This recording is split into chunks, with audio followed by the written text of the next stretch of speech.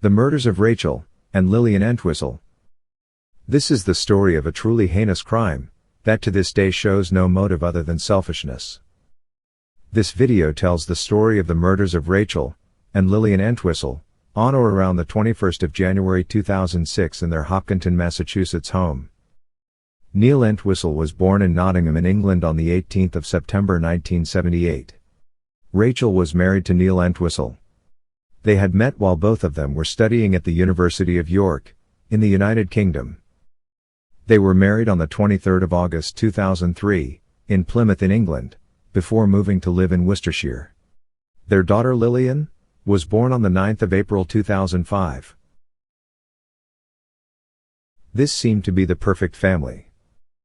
Neil was working in computing while Rachel was an English and drama and theater studies teacher in St. Augustine's Catholic High School in Redditch.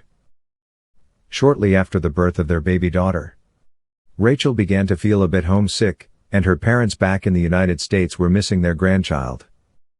It has also been reported that Rachel was suffering from a form of depression at this time.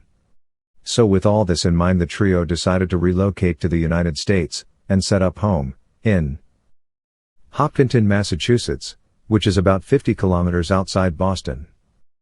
When they first arrived in the United States, they stayed with Rachel's mother Priscilla Matarazzo in Caver, Massachusetts. They stayed in Rachel's parents' house until they could find a place of their own. They found a house in Hopkinton just outside Boston. The house was a big house, and Rachel's patents began to wonder how Neil could afford the house and the family BMW SUV when he had yet to find work.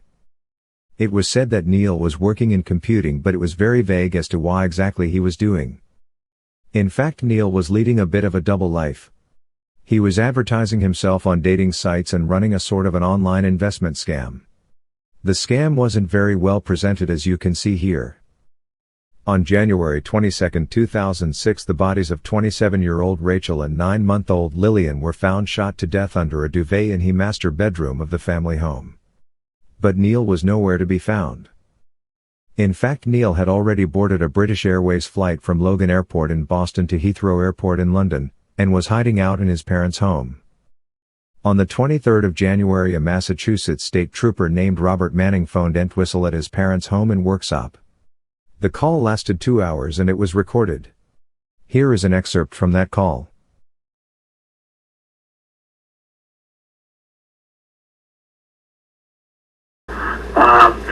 And I'm calling you from the Hopkinton police station, okay? Okay. All right. And can you talk to me for a few minutes? Yeah. Okay. I want you to know too, when we call here from a police station in Massachusetts, okay, the calls are recorded on this end. Is that okay? Oh yeah, yeah. Okay. You understand that, right? Yes. Okay. There's not been even that many tears. I don't know what I'm thinking at the moment. I think it's almost because I'm here, it doesn't even seem real. It's just a void. Yeah, well, let me tell you, it is real. Okay? Yeah. And it is real. And something happened over here. And I'm trying to get as much information as I can. Yeah. And I'm taking you I'm believing what you tell me. Only I can tell you, I have a hard time understanding why you didn't call 911.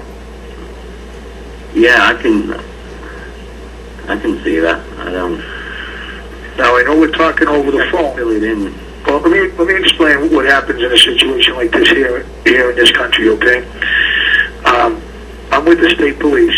Okay, and we're assigned to the district attorney's office. You were living in Hopkinton, Massachusetts, which was in Middlesex County. Okay. Okay. And when a situation like this happens and two people are found deceased in their home, usually the police get involved in the investigation, okay? And that's what happened here. Hopkinton police went down and they discovered Rachel and Lily, okay? Yeah. And then we come out and work with the Hopkinton police, okay, to try and... As you can probably tell from that brief excerpt of what was a 2-hour phone call, Neil did not sound very convincing. He couldn't come up with any justifiable reason as to why, after discovering his wife and baby dead in the family home, he boarded a flight to the UK. He said that Rachel committed suicide after killing baby Lillian, due to her depression. He said that he found the gun in the bedroom, and realizing that the gun belonged to Rachel's father, he drove to her parents' house in order to return the gun, as to hide the fact that his wife had committed suicide.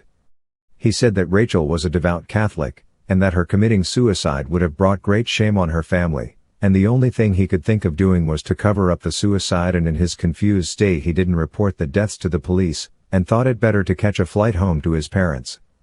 He stayed with his parents until his extradition. Rachel and Lillian were buried in Evergreen Cemetery in Kingston, Massachusetts, with the surname Souza on their graves. They were buried in a single coffin. Lillian's birth and death certificates were edited to read Father Unknown.